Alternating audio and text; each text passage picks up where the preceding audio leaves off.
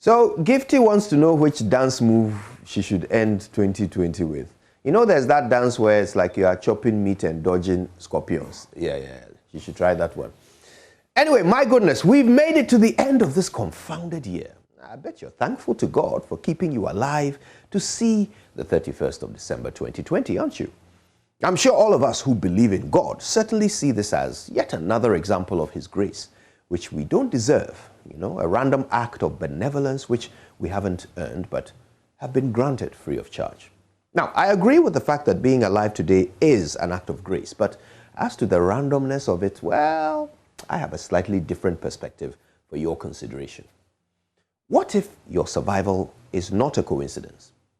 What if it wasn't by a simple act of random benevolence that you have lived to see today? What if it wasn't by luck that this morning we are counting you among the living and not the dead? What if it was all very deliberate?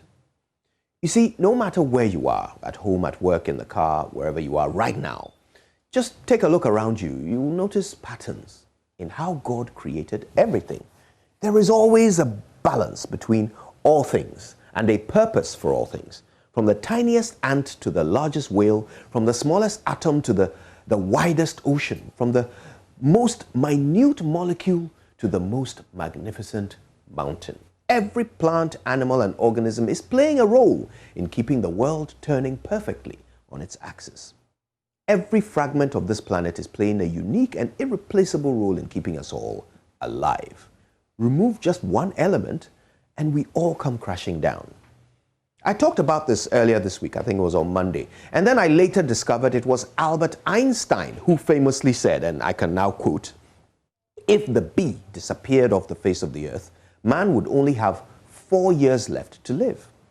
Now, if ever there was a man who understood patterns, it was Einstein. I've also been giving some thought to the reason why Einstein is actually spot on. If bees did not exist to carry pollen from one plant to the other, perhaps about 80% of all plant life would die out. The remaining plants that can't reproduce without pollen would be in dangerously short supply, as all animals, including man, fight over them until they also run out. Then man would turn on animals, and the animals would also die out. Man might be the last to go, but with no plants or animals to keep the ecological cycles of the earth going, the planet itself would die beneath us, leaving maybe a few human survivors, but they would have nothing to survive on. It might take longer than Einstein's 4 years, but our death as a race would be inevitable, all because we lost the bee. So, my dear friend, it starts to become clear that the intelligent design with which God made all things is visible in everything. He didn't just make us as individual miracles. He connected all His miracles to each other in the same way that every single organ, tissue, sinew, and vein in your body are connected to each other so that the removal of one affects the function of all others. That is how each and every one of us has been designated a function without which the very earth will fall. So I want you to think about this for a minute. You're alive today. It's a miracle, but it is not random. You have been preserved for a purpose. You remain for a reason. If God has not taken you away yet, it's because without you, perhaps we all die.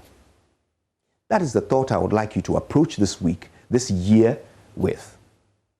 Whoever you are, whatever you do, whether you're rich or poor, educated or illiterate, employed or unemployed, married, single, divorced, orphan, parent, child, Christian, Muslim, black or white, please know that you are here for a purpose, and the world will not survive unless you fulfill that purpose.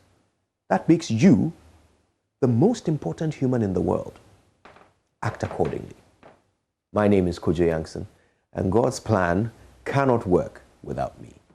Good morning, Ghana.